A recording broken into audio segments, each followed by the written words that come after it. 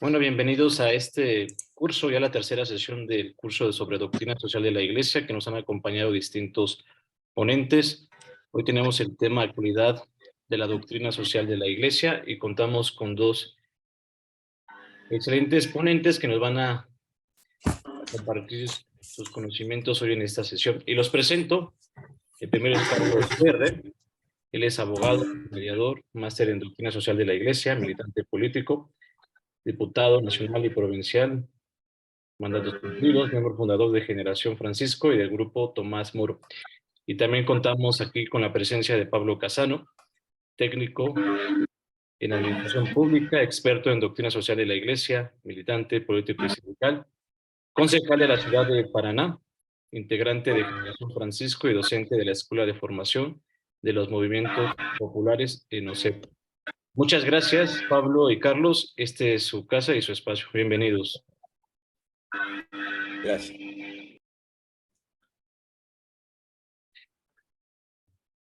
Bueno, cuando ustedes quieran, comenzamos. Sí, adelante, adelante. Bueno, muchas gracias por la invitación, David y a Mario, que fue el que la hizo materialmente hablando. Gracias a todos los que nos acompañan esta tarde, mediodía, creo que para ustedes, allí, ¿no es cierto?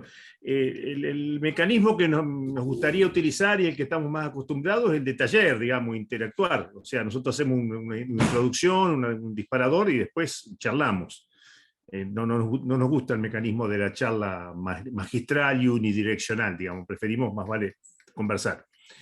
Y el propósito de esto, por lo menos con la forma en que nosotros siempre hemos planteado el conocimiento de la doctrina social de la Iglesia, es la de formar un criterio, no la de decir así verdades dogmáticas a puñadas, sino tratar de formarnos y encontrar sobre todo un criterio para la acción, que el conocer mejor nuestra doctrina social de la Iglesia nos sirva como base para un mejor actuar en nuestra vida como cristianos. Y vamos a tratar de encontrar este tema de la actualidad de la doctrina social de la Iglesia, entendiendo que la doctrina evoluciona, no que cambia diametralmente, sino que evoluciona en la misma dirección en la que viene, pero va enfrentándose a nuevos problemas y tratando de dar respuestas a nuevos problemas. Y a veces recuperando algunas cosas que las circunstancias hacen que se hayan perdido, se hayan olvidado, se hayan dejado un poco por detrás, y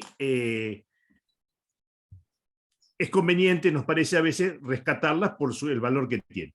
Así que si no hay inconveniente, voy a tratar de compartir la pantalla para ver algunas diapositivas mientras vamos.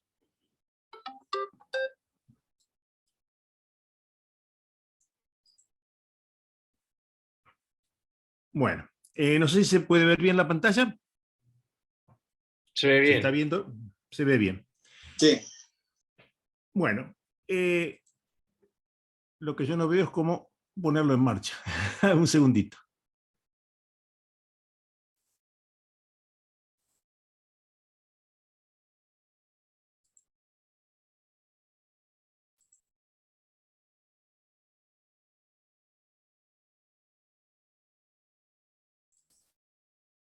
Bueno, allí está.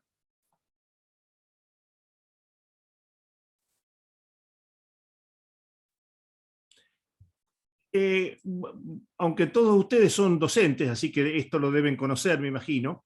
¿Se ve la pantalla o se borró? No la vemos. Cuando la compartas, nada más dale con el cursor izquierdo o derecho y tú vas moviendo ya solito el PowerPoint. Sí. ¿Ahora sí? Sí. Bueno, solamente a los fines de ponernos de acuerdo y de refrescar para algunos, quizás, a qué nos referimos cuando hablamos de doctrina social de la Iglesia. Quizás ustedes ya de esto lo hayan hablado otras veces, pero es importante que al menos estemos sobre un criterio más o menos común. Decimos que es la enseñanza que el magisterio de la Iglesia realiza en relación con los problemas sociales. O sea, no es una cosa teórica, no es un pensamiento abstracto, sino que está directamente vinculado a los problemas sociales, económicos y políticos, mirados fundamentalmente a la luz de la dignidad de la persona humana, revelada por Dios en el Antiguo Testamento y fundamentalmente por Jesús en el Nuevo Testamento. Pero esta misma definición la podemos hacer un poco más alta. Es decir, que la doctrina social no es algo que compete solo al magisterio, sino que forma parte de la vida, del pensar, del actual, de los cristianos comprometidos, diríamos de los cristianos en general. El compromiso debería ser sustancial al ser cristiano, de transformar al mundo en el que vivimos a partir de nuestra fe. O sea, es decir, nosotros vemos la doctrina social de la Iglesia como un medio para contribuir a la transformación del mundo que vivimos de acuerdo a los principios evangélicos. Consecuentemente, la doctrina social de la Iglesia no puede estar separada de la misión de la Iglesia, de la misión evangelizadora de la Iglesia, sino que es inherente y esencial. Sobre este tema esencial es interesante tenerlo en cuenta porque hace algunos años se dio una cierta polémica si la doctrina social de la Iglesia era algo colateral, algo importante, pero no indispensable, no esencial, o si era algo esencial. Es decir, si es algo esencial, quiere decir que si no está, lo que estamos haciendo está incompleto, le falta algo importante. No quiero decir que esté mal, sino que es parcial. Es como si a mí me cortan un brazo. Está bien, yo puedo seguir viviendo, pero voy a estar manco, digamos, ¿no? Bueno, la doctrina social de la Iglesia es esencial y es inseparable o indisoluble del anuncio de la salvación. Sobre esta polémica parecía que en algún momento se hubiera terminado, digamos, sobre todo cuando Juan Pablo II hizo algunas afirmaciones al respecto, digamos, bastante categóricas, sobre todo la última que hace en Centésimos Annus, donde dice esto, ¿no? Que es esencial al mensaje evangélico. De hecho, se terminó con la polémica. Lo que no cambió mucho fue la realidad, porque la doctrina social de la Iglesia siguió siendo una cosa que era para algunos, digamos. No aparecía en la catequesis, no aparecía casi nunca en las prédicas. En los seminarios, por ejemplo, a veces era una materia o una bolilla, a veces ni siquiera una materia, una bolilla de todo el programa de teología moral y dentro de todo el programa de formación del seminario. Y sobre todo, donde menos se nota es en la vida práctica. Para muchos cristianos pueden tomar cualquier determinación sin pensar que yo soy cristiano, pero puedo obrar de cualquier manera porque no siento un compromiso con determinados principios, con determinados valores que son de la doctrina social. De hecho, en la práctica no ha resultado una cuestión verdaderamente esencial. Históricamente se han definido tres fuentes de la doctrina social de la Iglesia. La Sagrada Escritura, la Biblia, ¿no? Desde el principio del Génesis, ¿no? Cuando Dios le da a todos los hombres la tierra, uno podría decir que ya empieza a encontrar las formas de la doctrina social de la Iglesia, los contenidos de la doctrina social de la Iglesia. La doctrina social de la Iglesia también tuvo un gran desarrollo a partir de los padres de la Iglesia, de los grandes teólogos de los primeros tiempos inmediatamente posteriores a Jesús, ¿no es cierto? Que la verdad que son riquísimos e interesantísimos, son muy claros, son sumamente claros, y sobre todo en la defensa de algunos principios de los cuales vamos a hablar después. Toma un especial impulso la doctrina social de la Iglesia a partir de que el magisterio, con León XIII, ¿no es cierto?, en 1841 lanza lo que se conoce como la primera encíclica social, la Rerum Novarum, y todo lo que los sucesivos pontífices y otros teólogos y otros pensadores han ido acumulando. Pero nosotros mencionamos siempre una cuarta fuente, que quizás pueda ser un poco más novedosa, que es el santo pueblo de Dios. Nosotros entendemos que el pueblo de Dios, sobre todo con su testimonio, pero también con sus conclusiones, también con sus reflexiones, va aportando la doctrina social de la Iglesia. Por ejemplo, en el rubro de la solidaridad. Allí el pueblo, obviamente, es un maestro. Con cosas concretas, por ejemplo, la relación con los bienes, la relación con el dinero. Y todo esto ha dado esta idea del pueblo de Dios, que ya está presente en la Biblia, por supuesto, no es algo nuevo, es algo que el pueblo de Israel está presente a lo largo de todo el Antiguo Testamento y en todas las enseñanzas de Jesús.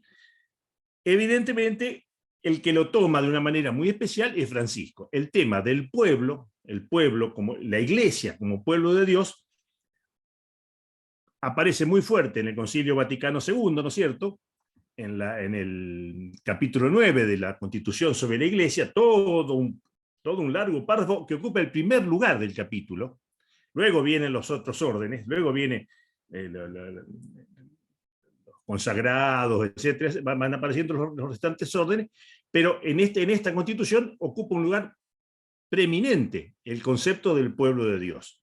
Francisco, como decía, lo toma nuevamente, lo desarrolla, y se dio la particularidad que aquí en Argentina, no sé si algunos a lo mejor han compartido en otra oportunidad que hicimos una charla sobre el tema, toda una escuela teológica conocida como Teología del Pueblo, que tuvo exponentes muy importantes, Tello, Escanone, que es quizás el que más conocido porque es de los más viejos, el que más vivió, Lucio Gera, etc., Farrell, que a partir del Concilio Vaticano II toman esta idea, la empiezan a desarrollar en una comisión que encarga el episcopado, la COEPAL, y desarrollan toda una teología, vamos a decir, paralela al desarrollo en otros lugares de la teología de la liberación.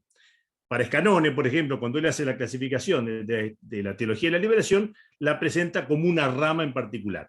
¿Cuál es la particularidad de esta escuela? Que no hace un análisis de tipo ideológico, no se vincula tanto al análisis teórico marxista, de la praxis marxista, sino que hace el análisis de la realidad a partir de lo histórico-cultural. Y toma, a partir de la realidad, especialmente del pueblo argentino, porque eran todos argentinos esto, y era una época que estas cosas, como que las que estamos compartiendo ahora, tan maravillosas, no existían, digamos, era mucho más difícil compartir los pensamientos y las acciones, salvo por los libros, desarrollan todo un pensamiento en torno al concepto del pueblo de Dios. Concepto que, ya digo, vuelve a traer Francisco, y que para mí es una de las cuestiones que yo decía que hay que recuperar de la memoria doctrinaria, porque está directamente vinculado con toda esta pelea contra la burocratización de las estructuras de la Iglesia, contra lo que Francisco ha calificado como el cáncer del clericalismo, ¿no es cierto? El concepto del pueblo de Dios es un concepto totalmente popular, aunque sea una redundancia, contraria a cualquier idea de élite, ya sea una élite ilustrada, ya sea una élite paternal, ya sea una élite bondadosa, pero élite al fin. Y las élites no defienden otros intereses que los propios. En definitiva, hasta las más paternalistas, en el fondo lo que están haciendo es defender sus propias condiciones. Entonces me parece que este es uno de los elementos que después podemos, si tenemos tiempo, a lo mejor conversar un poquito más. Pero bueno, pero la doctrina social de la Iglesia fundamentalmente funciona a partir de algunos principios. Los principios generales de la doctrina social de la Iglesia, esto con toda seguridad ustedes lo han de haber conversado en otras oportunidades, bueno, arrancan de la piedra fundacional, la piedra fundamental de los principios de la doctrina social de la Iglesia es la dignidad de la persona y la dignidad de los pueblos. ¿Por qué? Porque la dignidad de la persona se desprende de que el razonamiento dice, bueno, si somos hechos a imagen y semejanza de Dios, si las personas están hechas, estamos hechos a imagen y semejanza de Dios, tenemos algo de ese reflejo, tenemos algo de esa dignidad de Dios en nosotros mismos.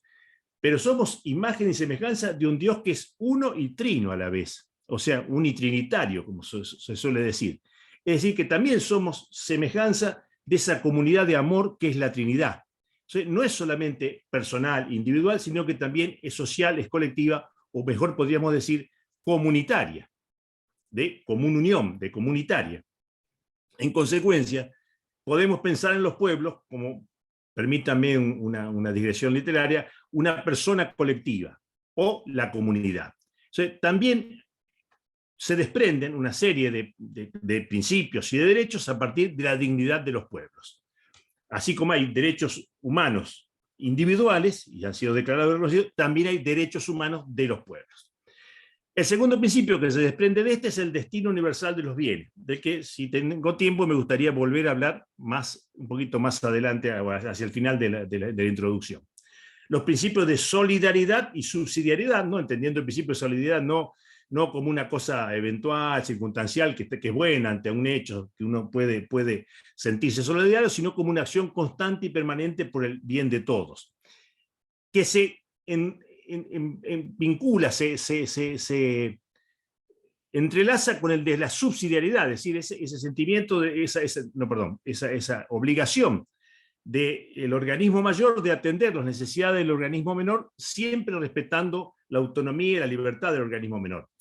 Pero como bien lo explicaba en su momento Benedicto, al que todos lo achacan ser más conservador de lo que era, la solidaridad precisa de la subsidiariedad para no convertirse en paternalismo. Y la subsidiariedad necesita de la solidaridad para no convertirse en particularismo. Y esto nos lleva, y el principio siguiente, que también deviene de la dignidad de la persona humana, todos tenemos derecho a participar. El tema de la participación, que es uno de los más difíciles de llevar a la práctica, si se quiere, y que tiene mucha vigencia ahora, sobre todo con esta cuestión de la sinodalidad y el sínodo que estamos viviendo, que es una verdadera revolución y también es una novedad de las que tenemos que anotar en el ámbito de la doctrina social de la Iglesia.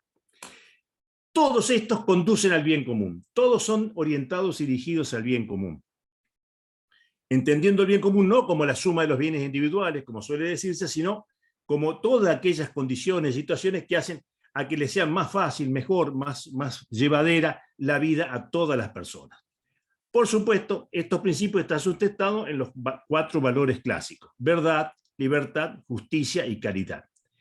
Y están todos pintados, podríamos decir, teñidos por este elemento que los latinoamericanos podemos decir con orgullo que hemos traído de la historia, también nosotros, que es la opción preferencial por los pobres, ¿no? Una cosa que está desde el principio de los tiempos, de la Biblia, en el Evangelio, ¿no? La preferencia por el enfermo, por la viuda, por el pobre, por el migrante, debe teñir toda la acción de la doctrina social de la Iglesia, toda la aplicación de los principios, sobre todo cuando hay conflicto.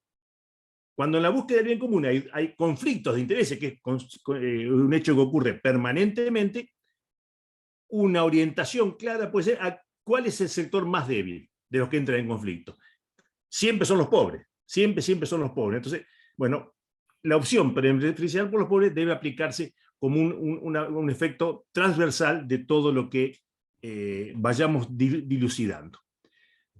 Los principios de la doctrina social de la Iglesia se aplican de acuerdo a un método. Estos principios generales tienen un método, y esto es importante, lo del método, porque resulta hasta cruel, y lo hemos vivido quizás más de uno, que se nos diga una serie de pautas morales, una serie de pautas éticas, pero luego no método para llevarlo a la práctica. Y entonces apelamos a cualquier método. Entonces, la doctrina tiene su propio método, ¿no? Una primera, que es el examen completo de la realidad, no de la idea que uno tiene de la realidad, sino de la realidad. La segunda, que es la valoración exacta de esta situación, a la luz de los principios. Y la tercera es la determinación de lo posible, de lo obligatorio. Es decir, uno está obligado a hacer todo el bien posible, en cada tiempo y en cada lugar. Bueno, este es un principio que se conoce con 3 palabras, ¿no es cierto? Ver, juzgar y obrar, y que debemos agradecerle a la Juventud Obrera Católica, que fueron los primeros que lo pusieron en vigencia, y que, digamos, lo toma luego la doctrina social de la Iglesia, y es un método que es circular, porque empezamos por ver, y en este ver nos viene en ayuda todo lo de las ciencias, ¿no es cierto? La filosofía, la sociología, la historia, la geografía. No es lo mismo analizar una situación en un momento que en otro, en un lugar que en otro. Digo, si uno mira lo que está pasando a nuestros hermanos peruanos en este momento, tiene que saber qué es lo que pasó, por qué se llega a esta circunstancia. No es lo mismo que se movilicen los del Puno que se movilicen los de Lima. No es la misma la actitud de uno que de otro. O sea, también conocer el contexto a partir de la información que nos aporta la ciencia favorece este ver lo más real posible. Para luego, a la luz del magisterio, a la luz de los principios, poder formarnos, poder, digamos, hacer una valoración lo más precisa posible de estos principios. Y luego pasamos al tramo indispensable, al tramo más importante, si se quiere, el que le da razón de ser para que esto no quede, no corra el peligro de quedar en un mero discurso, que es el obrar, el actuar. Y acá viene nuestro apoyo, por un lado, técnicas, por esto mismo que decía yo antes, que necesariamente hay que ayudar a la persona a que pueda cumplir con esta obra, no largarlo duro para que vaya y se dé de cabeza contra la pared. Entonces, todo lo que tiene que ver con liderazgo, organización, comunicación, etc. Y por el otro lado, los 4 principios enunciados para la acción por Francisco: el tiempo superior al espacio, la unidad es superior al conflicto, la realidad es superior a la idea, y el todo superior a la parte. Esto daría para un taller por sí solo, a lo mejor lo podamos conversar un poquito después. Y me quiero quedar, antes de terminar, que ya estamos llegando más o menos al plazo de tiempo, con uno de los principios, porque me parece que es el que hoy más incidencia tiene en todo lo que estamos viviendo, en especial en América Latina, el más desigual de los continentes del mundo. Así como nosotros amamos y trabajamos y propiciamos la unidad de América Latina, también lo hacemos con el dolor que significa de saber que este continente, que tiene todo para ser libre y justo, es el continente con mayor desigualdad de todo el planeta. Y el destino universal de los bienes, conocido por algunos como el destino maldito de la doctrina social de la Iglesia, por las implicancias sociales y políticas que tiene, parte de que Dios ha destinado la tierra y todo lo que ella contiene para uso de todos los hombres y de todos los pueblos, no para unos pocos. En consecuencia, los bienes creados deben llegar a todos en forma equitativa, bajo el eje de la justicia y de la caridad, ¿no? Estos dos elementos, justicia sin caridad no puede ser, caridad sin justicia mucho menos, ¿no es cierto? Entonces, y esto acá, para terminar, lo más importante es que todos los otros derechos, entre ellos el de propiedad o el del libre comercio, tan defendidos por algunos, digamos, ¿no? Algunas posturas, y que algunos cristianos, yo decía, por ejemplo, defienden el libre comercio como si fuera la salvación de las almas y lo mejor que hay para los hombres, están subordinados. Y esto para avisarme que ya terminé. Que ya me pasé de tiempo. Bueno, no se quiere terminar. Termino ya con esto. Tanto el derecho de propiedad como el del libre comercio están subordinados. No deben estorbar, sino que deben propiciar y favorecer la posibilidad de que los bienes alcancen a todos los hombres. No estamos en contra del derecho de propiedad, ni mucho menos, al contrario, creemos que la persona, como decía Munier, precisa un entorno de tener para poder desarrollar todo su ser. Pero sí que ese derecho de propiedad siempre es subordinado respecto de otros, de un derecho superior, del que es un derecho natural, que es el destino universal de los bienes. Bueno, más o menos este era el tiempo que me habían pedido que hablara. Ha sido un poco rápido, pero espero que sirva como para dar pie para que Carlos pueda desarrollar más su tema, que nos va a llevar más directamente a los temas más concretos y más actuales de la doctrina social de la Iglesia. David, me imagino que si hacemos preguntas las hacemos al final. Así es, al final. Bueno, perfecto. Muchas gracias, Pablo. Adelante, Carlos.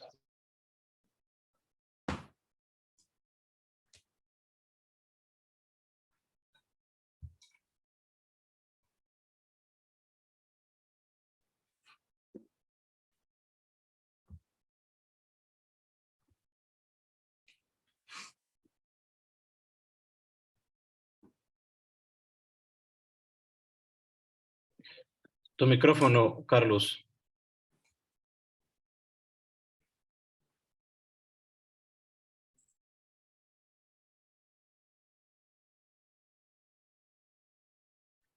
No, ahí en tu Zoom, dale activar sonido, en silenciar, ahí ponle, aprieta ese botón y activas tu micrófono. Ahí listo. Perfecto. Ahí estamos. Sí. Bueno, igual que Pablo, les agradezco la invitación a Mario y a todos los que están escuchando.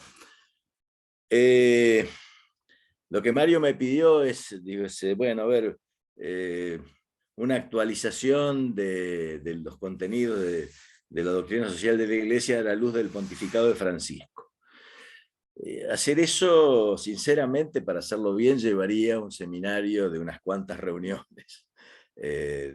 No es posible hacerlo en muy breve tiempo, pero vamos a intentar hacer, aunque sea un pequeño esquema de lo que ha pasado, digamos, desde que Francisco asumió como papa y volvió a poner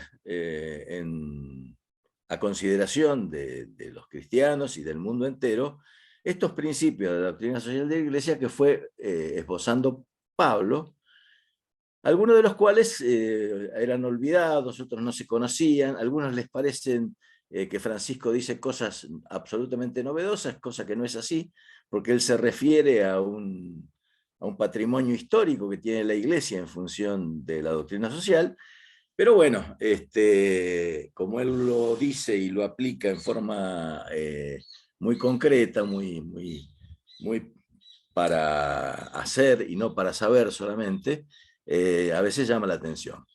En primer lugar, ¿por qué la doctrina social de la Iglesia? Vamos a tomar solamente el primer documento del Papa, donde hizo una serie de actualizaciones y una serie de referencias muy interesantes. Evangelii Gaudium. Él dice ahí en el número 170, dice ahí que evangelizar es hacer presente el mundo, hacer presente en el mundo el reino de Dios. Eso es la misión de la Iglesia. Evangelizar es la misión de la Iglesia y evangelizar es hacer presente en el mundo el reino de Dios.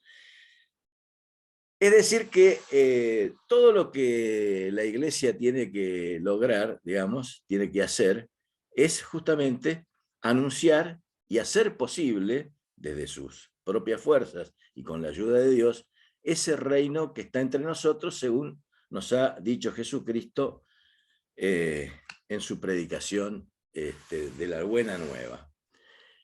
Y por este motivo, el querigma, es decir, el anuncio fundamental de la Iglesia, tiene un contenido ineludiblemente social. Dice Francisco que es el corazón mismo del Evangelio. Estas precisiones tal vez son las que van, digamos, produciendo por momentos cierta admiración, ¿no? Porque de alguna forma en los últimos decenios, digamos, habíamos ido a una espiritualidad más personalista, más individual, donde el tema de lo social no tenía una relevancia tan importante o no se comprendía, digamos, es decir, se fue dejando de lado y él lo vuelve a traer a la consideración. Hay una íntima conexión entre la evangelización y la promoción humana. El servicio de caridad es también una dimensión constitutiva de la misión de la Iglesia. La verdadera esperanza cristiana que busca el reino escatológico siempre genera historia, dice en el número 181. ¿Qué quiere decir esto? Que si realmente nosotros creemos que el reino de Dios está entre nosotros, si realmente creemos que el reino de Dios va a ocurrir en el tiempo escatológico, es decir, cuando Dios lo decida, pero que estamos caminando hacia ese fin, hacia ese reino, porque los cristianos tenemos otra forma de interpretar el tiempo que fue distinto a toda la civilización y a todas las religiones antiguas, que es un tiempo lineal, es un tiempo que tiene un principio y que tiene un fin. Nosotros tenemos un fin y tenemos un fin que ya sabemos cómo es, que es la parusía, es decir, que es el Dios todo en todos. O sea que sabemos que hay un fin y sabemos que ese fin es realmente fabuloso, es espectacular, ¿no es cierto? Porque es justamente la plenitud. Muy bien. Si nosotros caminamos en esa esperanza, eso es la verdadera esperanza cristiana, si nosotros caminamos en esa esperanza de la búsqueda del reino escatológico, esto incide sobre la historia, evidentemente, incide sobre las relaciones humanas, incide sobre la economía, sobre la política, sobre el trabajo, sobre todo incide. Y por eso genera historia.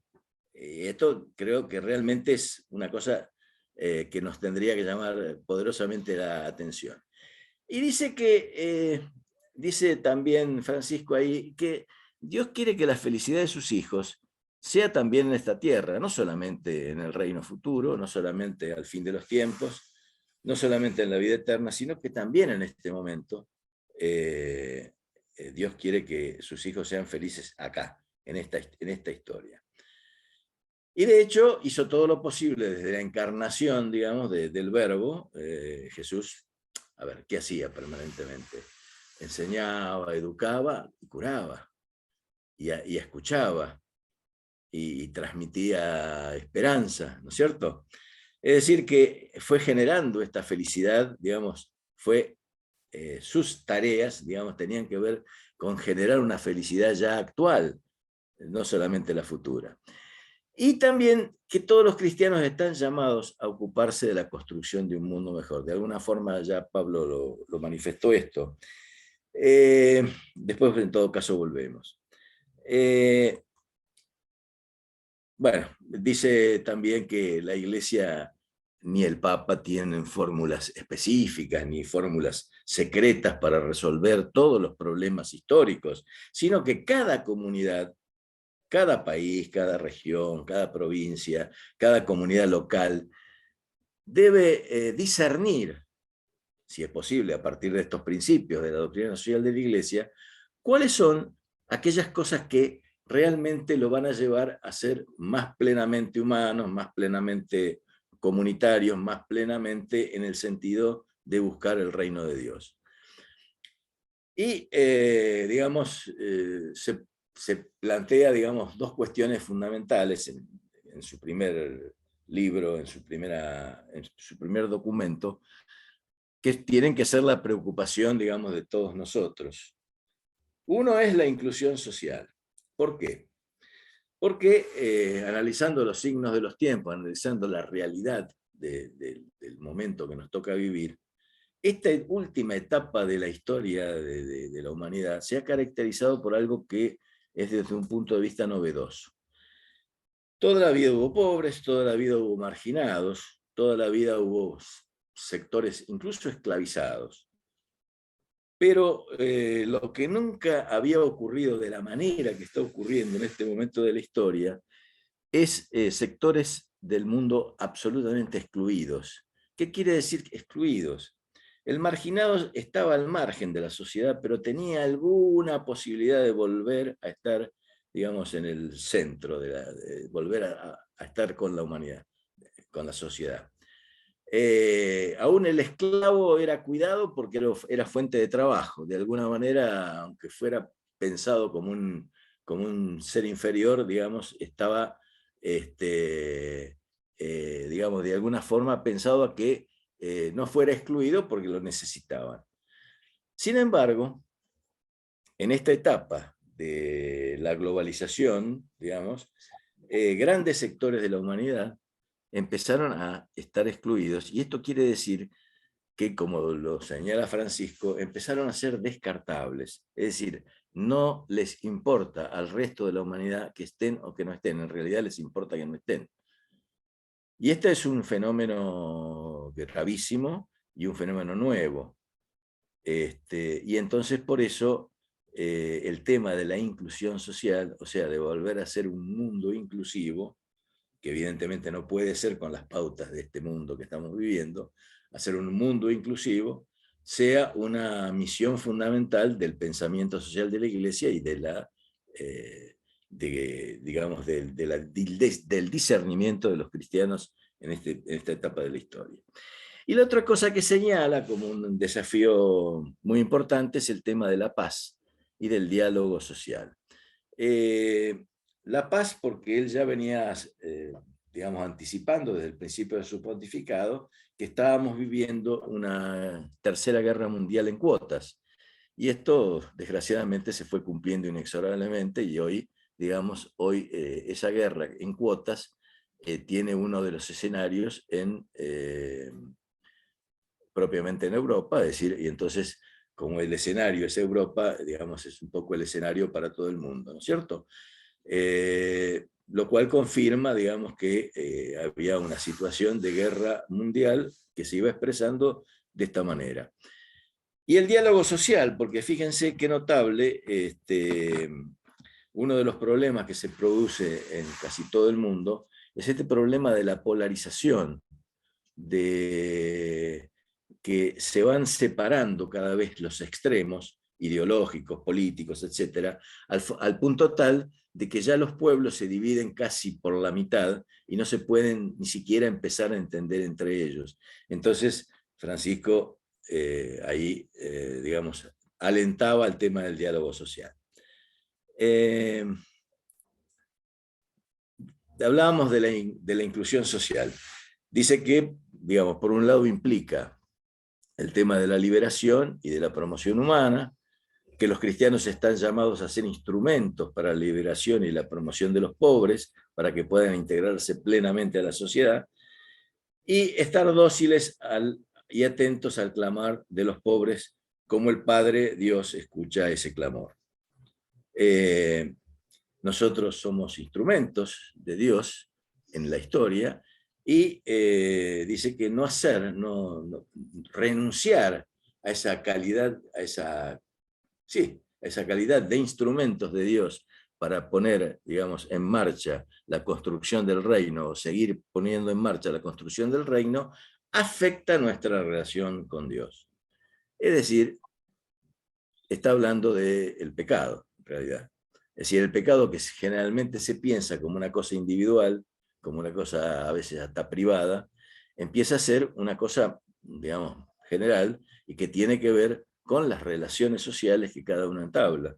Es decir, abstraerse de poner toda la buena voluntad y toda la sabiduría que Dios nos ha dado en función de resolver estos problemas sociales de este carácter, afecta nuestra relación con Dios. Y dice que la vocación social no es solamente para algunos, porque muchas veces cuando se habla de estos temas, la gente dice, bueno, no, pero yo tengo otra vocación, yo tengo otra, en fin, yo me dedico a otra cosa, esto es para los que hacen política, esto es para los que se dedican a ciertas cosas como la economía, y no es así. Evidentemente, para Francisco no es así, yo coincido, ¿no? Esta vocación social es una vocación que Dios nos ha dado a todos, porque es nuestra vocación y nuestra responsabilidad por el hermano. Yo creo que desde el diálogo entre Caín y Yahvé, cuando le pregunta por su hermano y Caín responde, ¿acaso soy yo el guardián de mi hermano? Desde ese momento está planteada la vocación por el cuidado de todo el resto de nuestros hermanos. Sí, somos guardianes de nuestros hermanos, y si no, somos Caín, ¿no? Somos los que lo matamos. Bien.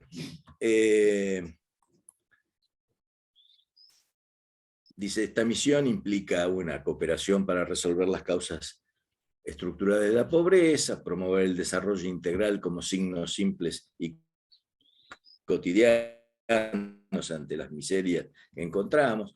La solidaridad supone crear una nueva mentalidad que piense en términos de comunidad. Es decir, en un mundo que piensa en términos de individualismo, el paradigma es el individualismo, ¿no es cierto?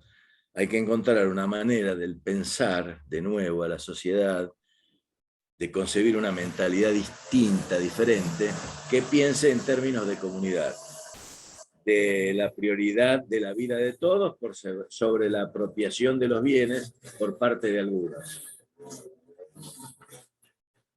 Perdón, sale un ruido muy fuerte en mi exposición. Algo. Sí.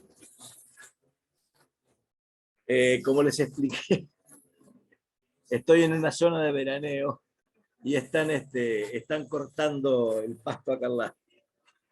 Discúlpenme, voy a tratar de ver si me escuchan, y si no, prefiero cortar y No, te pasar las escuchamos, te preguntas escuchamos. y ver que termine este telón de fondo. No se escucha bien. ¿Se escucha? Sí. Bien, bueno.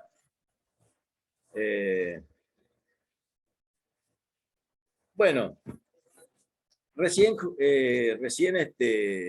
Pablo hablaba de este principio del destino universal de los bienes.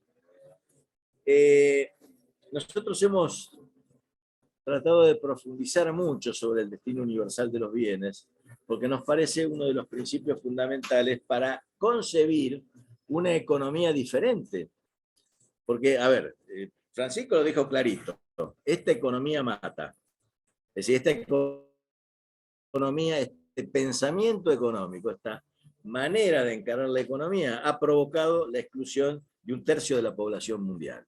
Entonces, bueno, evidentemente hay que cambiarla, hay que buscar otra manera, otra forma de las relaciones económicas que impidan, por un lado, este sistema que es excluyente permanentemente, porque mientras el sistema sea excluyente, de nada sirve buscar formas de inclusión, porque es como un balde que tuviera agujereado el fondo, ¿no es cierto? Uno trata de incluir por arriba y se sigue yendo el agua por abajo. Entonces, es necesario, evidentemente, pensar una forma económica, un desarrollo económico desde otras perspectivas, con otras categorías. Y este principio del destino universal de los bienes creo que es fundamental para poder, digamos, arribar a una cosa distinta, a una cosa mejor. ¿Por qué? Porque, claro, algunos dicen, bueno, sí, a ver, el Señor nos brindó, bueno, sí, todo lo que hay en la creación. Entonces, bueno, ¿qué es lo común? El aire, el agua. Bueno, les aviso ya que el agua, por ejemplo, eso que parecía tan común, ya el agua no es, no está considerada como un bien común. Nestlé se ha opuesto terminantemente a estas declaraciones que hizo el Papa con motivo de Laudato Si, diciendo que ellos se dedican a envasar agua y que la van a seguir haciendo y que el agua es de ellos. Entonces, bueno, clarito, ¿no? Pero yo creo que en realidad cuando hablamos del destino universal de los bienes, no estamos hablando solamente de aquellos bienes primarios, universales, que parece obvio que tendrían que ser así, el aire, la tierra, sino que estamos hablando de todo. Es decir, estamos hablando también de los bienes construidos por la inteligencia del hombre. Esos bienes que el hombre ha ido con su cultura construyendo, también son bienes que están sometidos a este principio del destino universal de los bienes. Porque me pregunto, ¿nuestra inteligencia es un mérito propio o es un don de Dios? Si el agua y el aire es un don de Dios, si la naturaleza es un don de Dios, mi naturaleza, mi inteligencia, mis dotes, también son un don de Dios. Y lo que produzcan estos dotes, ¿no es cierto? O lo que produzca esta inteligencia, está destinado al conjunto, para el bien común. Y esto, claro, pone en conflicto a todos aquellos que creen que porque lograron a través de un laboratorio, una organización científica, lograr hacer una receta o lograr hacer un remedio, o lograr hacer una vacuna, que bueno, porque pusieron el dinero, porque le pagaron a los químicos, es de ellos. Ahora, yo les pregunto, los miles de años que la humanidad llevó conseguir, digamos, pensar y desarrollar este pensamiento científico, ¿a quién se los atribuimos? ¿A nadie? O sea, ¿cuándo empezó la apropiación de eso? En el momento en que yo contraté a alguien que con los conocimientos que ya había hace una nueva transformación. Y esto, fíjense que no es una cuestión solamente de las ideas, sino que es una cuestión práctica. El problema de las vacunas en la pandemia demostró de que había un conflicto real. ¿Por qué las vacunas no eran de todos? Si de todos era la pandemia. Entonces, digamos, uno puede aplicar este tema del destino universal de los bienes. A ver, por ejemplo, cuando está, digamos, el grado de apropiación que se ha ido dando en este proceso de globalización económica, etcétera, y de exclusión, ¿no es cierto? Que, por ejemplo, hace, no sé, en los años 40, cuando se descubrieron los principios de la energía nuclear, etcétera, etcétera, a nadie se le hubiera ocurrido que eso podía ser una patente de un laboratorio, ¿no? No me imagino al presidente de los Estados Unidos discutiendo con un laboratorio si iba a poder usar o no la energía atómica para hacer, o la energía nuclear para hacer lo que después hizo. Sin embargo, cuando se produce el tema del descubrimiento del genoma humano, hubo una declaración expresa del presidente de Estados Unidos y el primer ministro inglés, diciendo que, bueno, que sin perjuicio de que eso había sido elaborado en un laboratorio, habría que tener en cuenta que por la relación que tenía con el futuro de la humanidad, tenía que ser una cosa del Estado o del bien común, etc. Es decir, ya hubo que hacer una declaración para decir, ojo, eso no es de ustedes, ¿no? Pero después la cosa siguió, y siguió, y siguió en el sentido de la apropiación. Bien, primero fue la apropiación de la tierra, y hoy y así sucesivamente, y hoy es la apropiación de los conocimientos científicos. No sé por dónde andaba. De la propiedad ya hablamos. Bien. Un tema, digamos, que Francisco le ha puesto énfasis, también Pablo lo marcaba, es este tema del derecho de los pueblos. Generalmente en los foros internacionales se habla del derecho, de los derechos humanos, y me parece bien. Es decir, la Iglesia en eso ha sido, digamos, siempre ha estado a la cabeza, digamos, del pensamiento acerca de los derechos de la persona humana. Pero no es tan así con el tema de los derechos de los pueblos. Yo creo que en este momento en que Francisco pone tanto el acento en el pueblo como sujeto de la evangelización y también como sujeto de la historia, o sea, como sujeto de la transformación, pensar de nuevo en el derecho de los pueblos, es decir, como paralelo a los derechos humanos, es una forma de poner en consideración algo que evidentemente está bastante lejos del pensamiento políticamente correcto, digamos, de las naciones centrales, ¿no es cierto? Entonces, hay una voluntad de hegemonía permanente en el mundo que hace que se avasallen las culturas, que se avasallen los derechos de los pueblos, etcétera, como si fuera una cosa normal, porque parecería que las culturas superiores deben imponerse a las culturas inferiores, y por lo tanto tiene que haber una sola cultura que sea la cultura del que manda, en definitiva. Bueno, Francisco en este sentido ha sido claro, y por eso propone esta idea del poliedro, ¿no es cierto?, de la figura del poliedro, para que todas las aristas del poliedro de esta sociedad, digamos, tan rica en diversidad, tengan que ser consideradas como partes, y consideradas en el sentido de no solamente de no excluirlas, sino al mismo tiempo de tenerlas en consideración, porque la diversidad, para nosotros, no es un problema, sino es un beneficio. Es un beneficio. Gracias a Dios todos somos distintos, gracias a Dios los pueblos son distintos, gracias a Dios las culturas se han ido manifestando en forma distinta, y todos tienen algo que aportar en un diálogo, digamos, donde todos nos respetemos. Bien, esto respecto del derecho de los pueblos. Sobre el tema de la economía ya dije, bueno, por último hablaría un poquito sobre el tema de la política, que Francisco la vuelve a, insiste con algo que ya decía Pionce hace muchos años, que es la forma más excelsa de la caridad, ¿no es cierto? Porque se ocupa del bien de todos, se ocupa del bien común.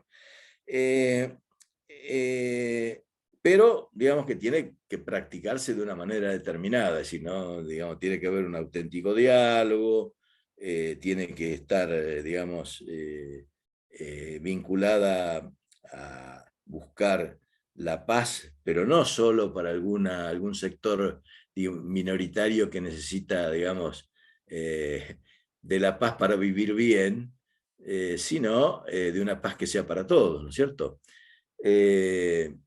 Y también, digamos, de la posibilidad de un desarrollo que sea un desarrollo integral, o sea, un desarrollo del hombre, de todo el hombre y de todos los hombres al mismo tiempo. Francisco ha desarrollado el tema de la política muy bien luego en Fratelli Tutti, en todo el documento, especialmente en el capítulo 5, merecería toda una conversación eso, pero digamos, lo fundamental es lo siguiente, me parece a mí. tener en cuenta al pueblo como sujeto histórico, ¿no? Esto me parece que es el centro del pensamiento de él.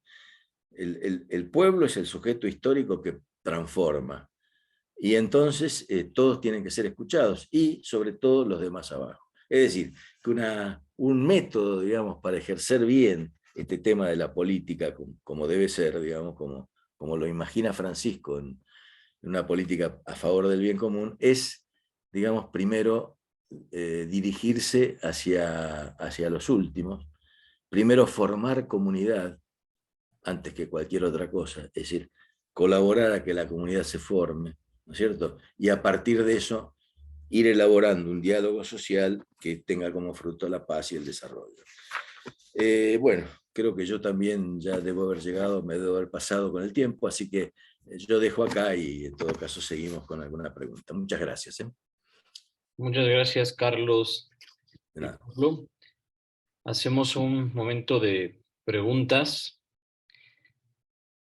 Si quieres, Carlos, puedes dejarnos de compartir pantalla arriba.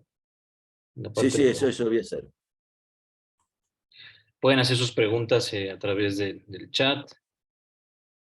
Listo. Levantar la mano y activar su micrófono, como ustedes gusten.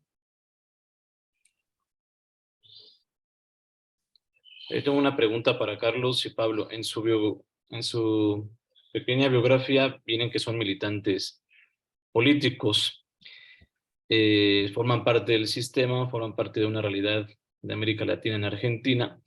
¿Cómo viven ustedes su experiencia de políticos y lo aprendido en la doctrina social de la Iglesia?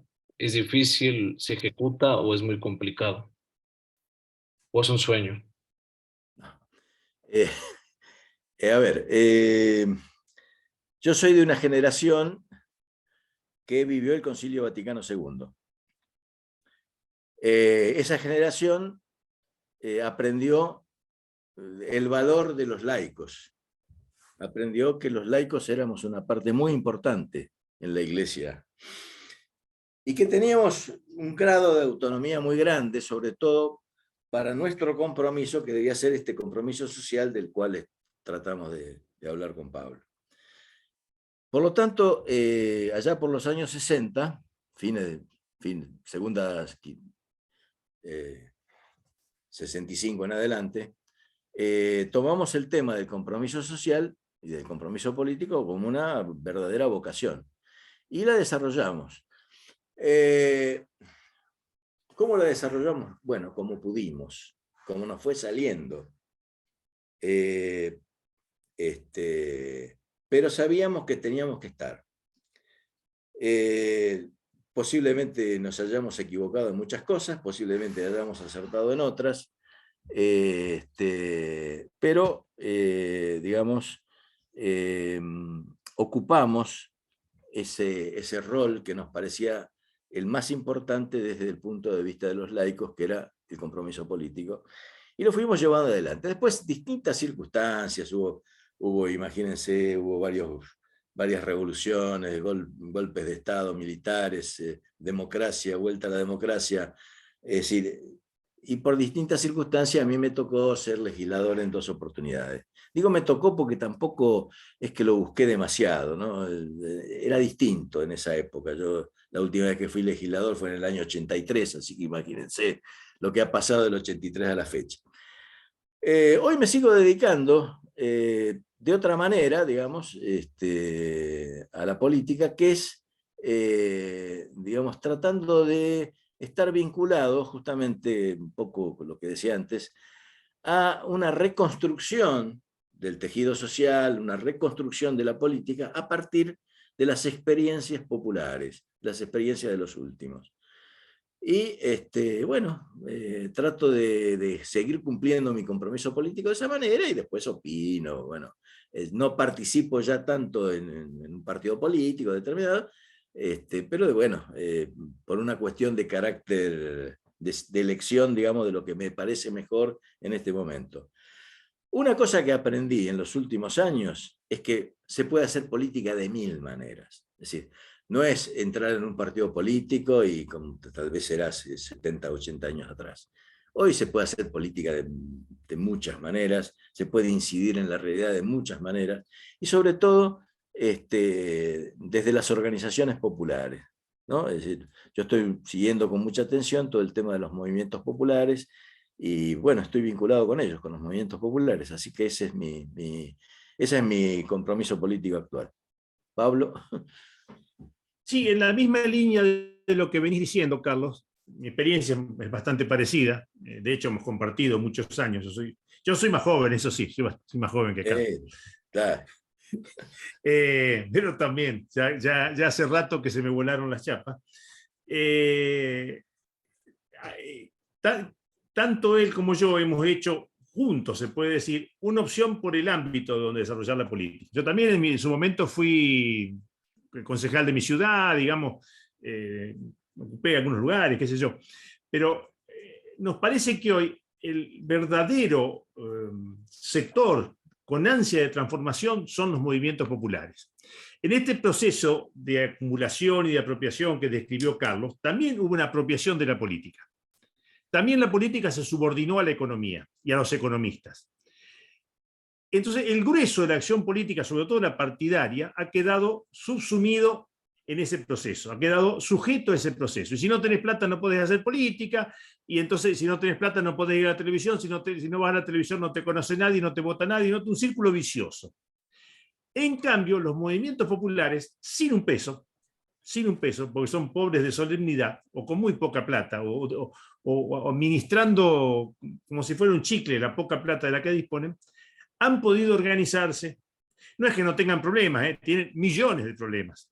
Y cuando quieren participar del espacio político, se multiplican esos problemas. Cuando quieren ocupar espacios, se multiplican esos problemas. Pero hemos hecho una opción que podría responder a ese principio de Francisco, que el tiempo superior al espacio.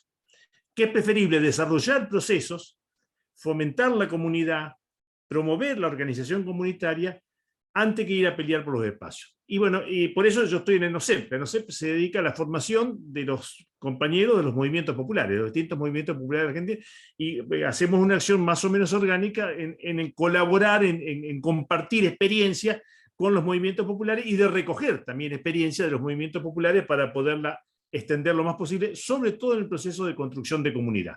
Pero una comunidad que lo que construye es el propio poder, el poder popular.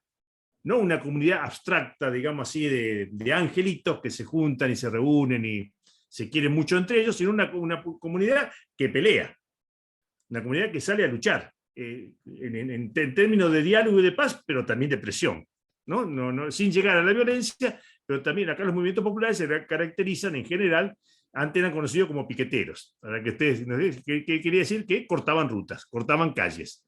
Y a veces lo siguen haciendo. Cuando tienen necesidad lo van haciendo. Cuando no hay diálogo, llevan al diálogo a partir de un acto de presión.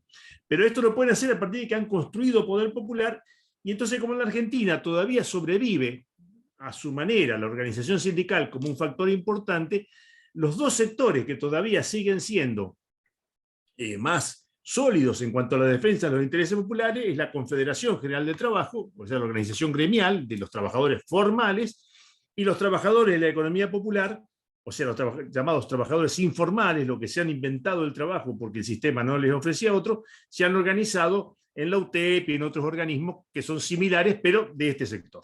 Y este sector, por necesidad, por hambre, digamos, por hambre material y por hambre de poder, se lo nota como el sector con mayor voluntad de transformación de la realidad. Gracias, Pablo y Carlos. ¿Alguien más tiene alguna cuestión, una pregunta o también situar un debate, estar de acuerdo o no?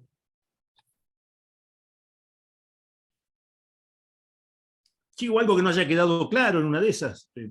Supongo que hemos hablado encima a toda velocidad, así que allí Adelante, Isabel me parece que levantó la mano. Sí, gracias a ustedes por darnos estas charlas, la verdad que son muy nutritivas. Y bueno, ahorita que contaron todas estas historias, me imaginaba realmente cómo ustedes en esos movimientos están, ¿no? Y cómo se toman en serio, la verdad, la parte de que creer que lo podemos hacer todo por gracia de Dios, en primer lugar. Y creer también de todos los dones que Él nos ha dado para que podamos expresarlos y, y tener una causa común, un fin común. Pero para todo esto es necesario primero también agarrar valor, ¿no? Y saber y el conocer realmente qué es lo que nosotros podemos hacer como católicos. Y ciertamente hay muchos problemas en todas las partes del mundo, incluso en, pues sí, en cada lugar en que nos encontremos. Y no sé si hay alguien, algún personaje que podamos nosotros tener una referencia de que haga todo en cuanto a la doctrina social de la Iglesia, pero que tengamos también como ese modelo, aparte de la carta ahorita que nos mencionaba del Papa Francisco. Algún libro igual y que nos puedan recomendar para tomar o ser parte de también, ¿no? De esa lucha y aterrizarla en estos problemas actuales que, pues, que seguimos viviendo.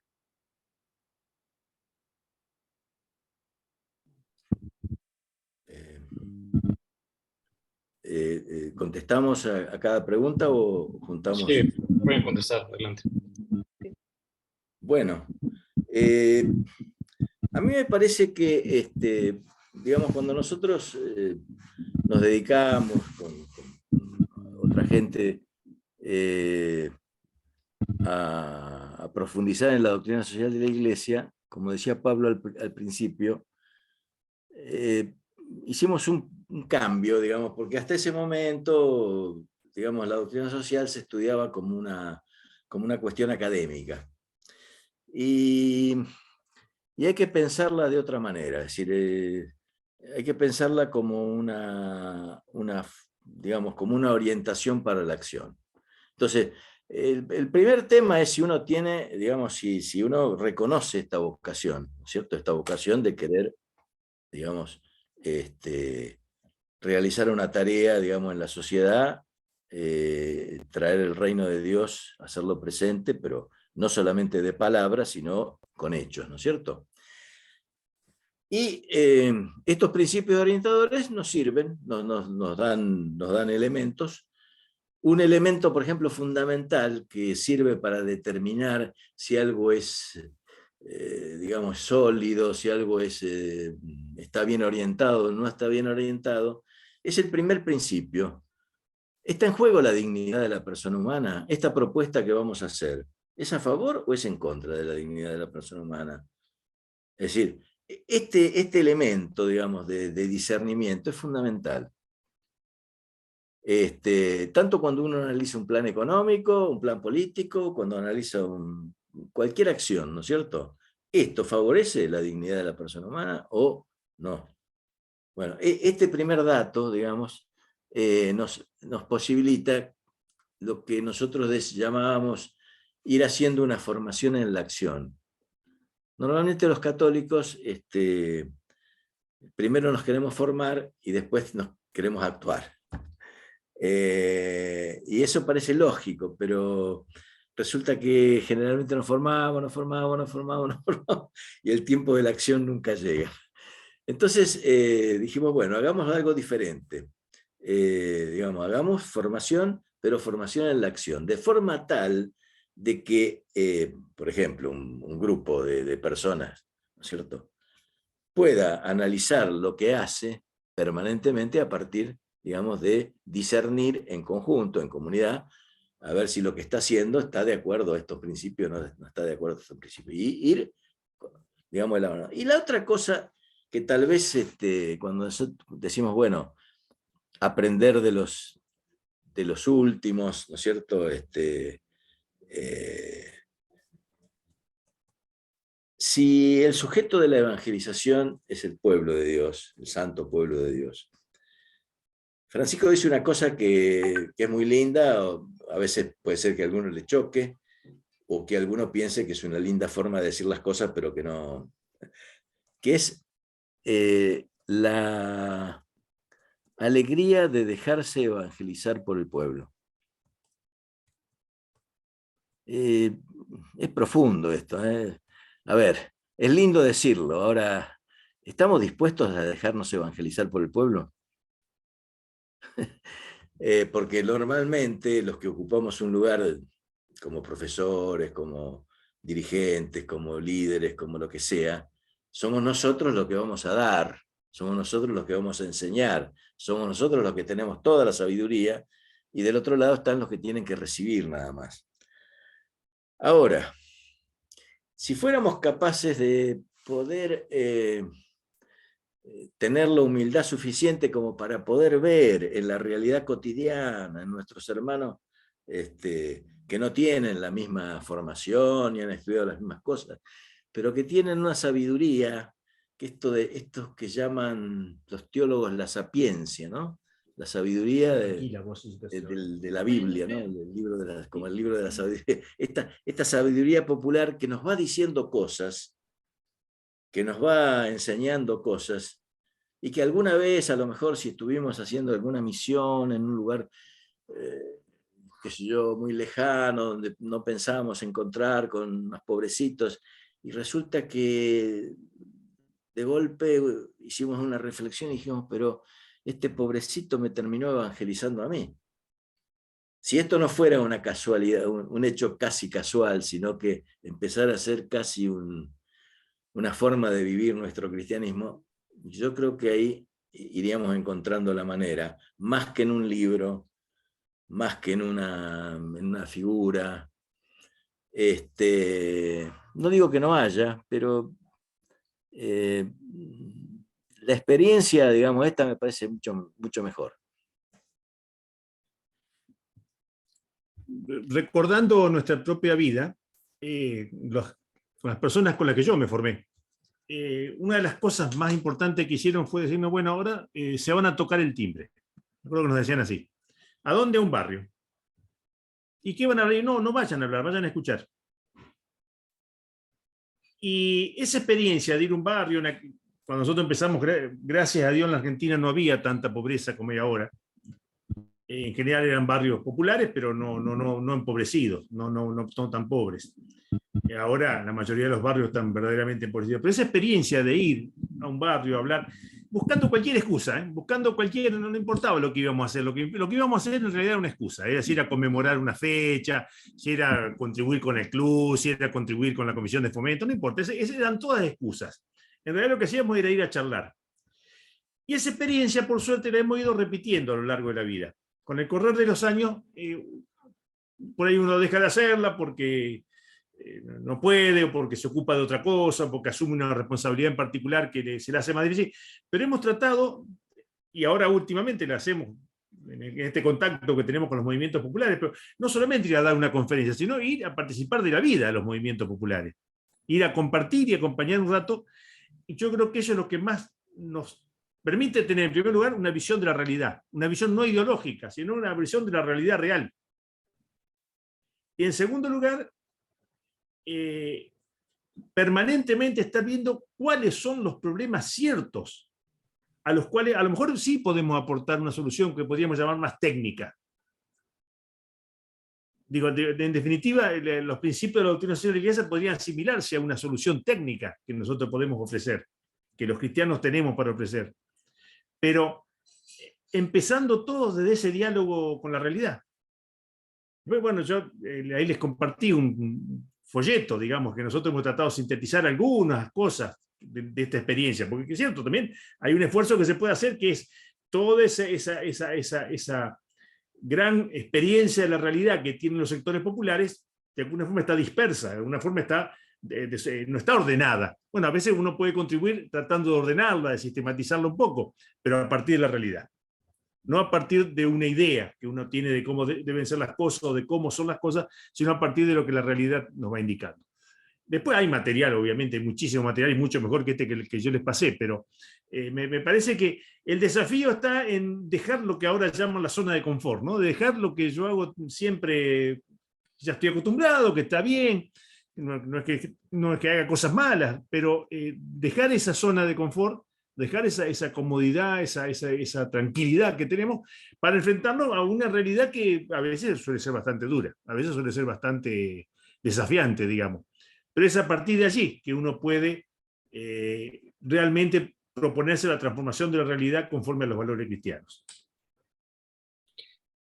Nos preguntan aquí en el chat, Maru, ¿cómo sugieren transmitir la fe por Jesús y amor a la iglesia a los jóvenes que no quieren sentirse adoctrinados?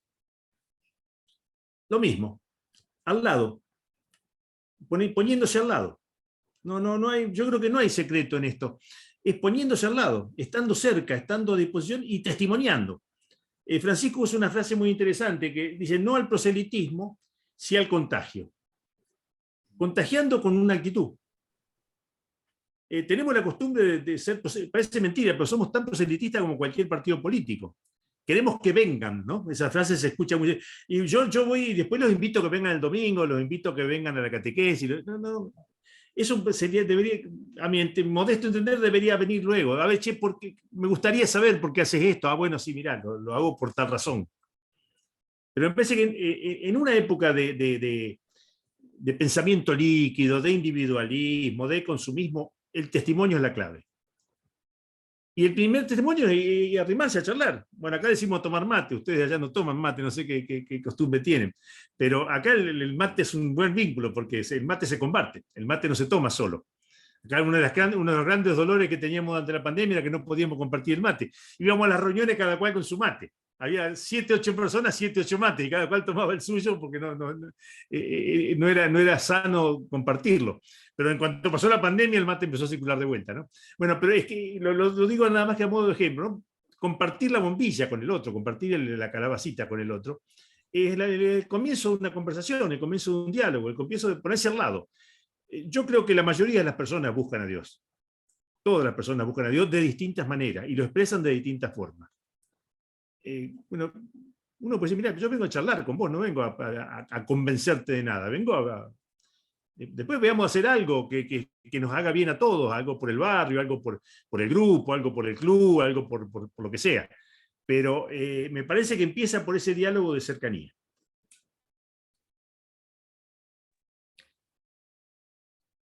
¿Quisieras agregar algo, Carlos?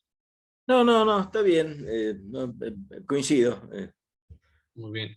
Adelante, Sandra, ¿tienes una pregunta? No, nada más agradecer y pues invitar a todos a que realmente pues esta charla nos quede en el corazón, porque nos invita a una vocación, nos invita a responsabilizarnos de nuestros hermanos, tanto los alumnos como los maestros, y a veces nos llenamos de soberbia o nos llenamos de la actitud de que lo sabemos todo, ¿no? Entonces, como decía ahorita, al alumno le llegas preocupándote por él, viendo qué le está pasando, ¿no? Y sobre todo, pues, ser testimonio, que realmente busquemos tener a Jesús en el corazón para poder demostrarlo con nuestros hechos, ¿no? Y eso me queda claro con esta charla tan hermosa. La verdad, les agradezco lo sencillo de la cátedra y pues unirnos desde nuestro pequeño lugar al bien común. Gracias. Gracias, Sandra. Adelante, Hilda, y luego damos el paso a Magdalena. Nada más me llamó mucho la palabra de pensamiento líquido, Pablo Casano. ¿Cómo luchar porque ese pensamiento no diluya tanto las formas de sentir y pensar de los jóvenes? Porque eso se da mucho en ellos. Un pensamiento cambia constantemente por otra nueva creencia. ¿Cómo trabajar esa parte en los jóvenes para que pues fluya más? Un pensamiento más, que sea nuevo, sí, pero que siga conservando sus raíces de fe. A mí me parece que ayuda mucho esto la acción conjunta. Si uno puede promover acciones comunitarias, acciones solidarias, acciones generosas, digamos, es la mejor manera de combatir el individualismo, que es la base del pensamiento líquido. Obviamente, la acción tiene varias características para ser productiva. En primer lugar, tiene que ser muy concreta, tiene que ser transformadora, y un aspecto importante en la acción es que debe ir acompañada de la reflexión. Entonces, en lugar de hacer una reflexión teórica a priori, como por ejemplo nuestra generación estaba acostumbrado a hacer antes de actuar, que la reflexión sea producto de la acción y vuelva a llevar a la acción. Entonces, que esta circularidad, ¿no? Acción, reflexión, vaya permitiendo descubrir, y ahí van a aparecer estos valores. A ver, para hacer tal cosa, y bueno, tenemos que participar todos, y aparece el tema de ¿y por qué todos? Y bueno, porque todos somos igual de dignos, ¿no? Y en la reflexión sobre la acción, y en la corrección de recíproca, y en la recíproca, el aprendizaje recíproco, aparecen todos estos contenidos, todos estos principios, todos estos valores que nosotros estuvimos hablando, van a ir apareciendo en la acción. Ah, no tenés que mentir acá cuando venís, no nos vendas humo. No vengas a vendernos humo y a decirnos que hiciste tal cosa cuando no lo hiciste o cuando lo hizo otro. Tenés que ser veraz. Tenés que ser, digamos, la caridad. Bueno, ¿por qué hacemos esto? Lo hacemos por cariño al otro. ¿Por qué nos juntamos para hacer determinado? Y acá no vamos a sacar ninguna ventaja individual, vamos a sacar una ventaja a todos, y a lo mejor ni siquiera eso lo va a sacar un tercero que no es parte del grupo. Entonces, todos los contenidos profundos yo creo que pueden aparecer a partir de una acción solidaria, comunitaria, y la reflexión posterior. Muchas gracias. Adelante, Magdalena. Pues darles las gracias porque me gustó muchísimo todo lo que dijeron los dos ponentes. Yo soy maestra en el último año de preparatoria y me toca dar la clase de Derecho, Introducción a las Ciencias Sociales y Problemas Sociales y Económicos de México. Entonces, me toca abordar luego muchos temas que a los chicos les mueve muchas cosas, ¿no? Entonces, y dejan ver muchas cuestiones que traen, pues, desde sus familias, en la sociedad en general. Entonces, pues yo procuro siempre darle el enfoque también hacia lo que es nuestra doctrina y lo que vemos también aquí en la escuela y todos los principios, valores y rescatar esa parte con los chicos.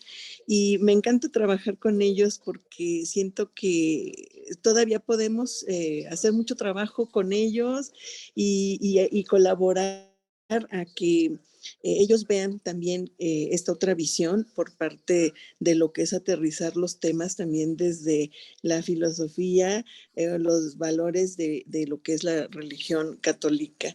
Y pues yo les quiero agradecer mucho este espacio que nos dieron porque siento que reforcé muchas cosas muy padres que puedo seguir trabajando con los muchachos. Muchas gracias. Gracias. Una experiencia interesante, si me permite, para Magdalena. Nuestros compañeros más jóvenes, hace unos tiempos, hacían una cosa que le llamaban nueva ciudadanía. Trabajaban con chicos del colegio secundario, pedían permiso en el colegio, alguna relación, algún contacto que les permitía llegar, y entonces se reunían con los chicos, sobre todo de cuarto, quinto año, aquí en el final, digamos, de la preparatoria, como les dicen ustedes, y les proponían que eligieran un tema y que durante varios meses del año, fuera de horario escolar, hicieran lo que llamaban trabajo de campo, o sea, ¿no? Ir a averiguar qué pasaba. En general había mucho engancharse con el tema ambiental. Los muchachos más jóvenes siempre suelen aprender, pero no solamente eso, también aparecían otros temas más sociales.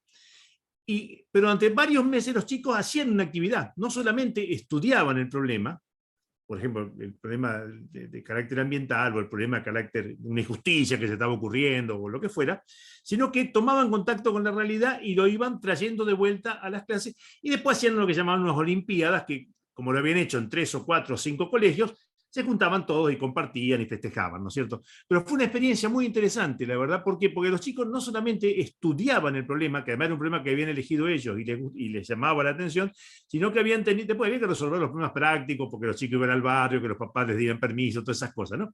Pero cómo los chicos asimilaban, los más jovencitos asimilaban la necesidad de juntarse, de organizarse y de hacer algo por el prójimo, como un valor importante en su vida. Fue una muy linda experiencia, por eso se la quería comentar. A mí me parece que de alguna forma apareció en varias preguntas el tema de cómo compartir con los jóvenes o en general, decir, nuestra fe, ¿no es cierto? Los valores en general de la iglesia, ¿no? Yo creo que tenemos una oportunidad muy interesante en este momento que tiene bastante que ver con esto que estábamos hablando. que es el proceso sinodal que Francisco ha promovido para toda la Iglesia Universal. Fíjense qué interesante. Si nosotros creemos realmente en el bautismo, de verdad creemos, si todos los bautizados son parte de la Iglesia Católica. Todos. Por lo tanto, por la gracia que tienen como bautizados, tienen también su palabra, tienen también su opinión, tienen también su punto de vista, que muchas veces no coincide del todo, o parece que está en las antípodas de lo que estamos acostumbrados a escuchar o a decir. Pero que yo diría que en el fondo, aún en esos casos, hay, yo diría que Dios nos está diciendo algunas cosas que tenemos que saber escuchar, que tenemos que saber interpretar. Yo creo que este proceso de sinodalidad, sobre todo para los laicos, es una oportunidad sensacional.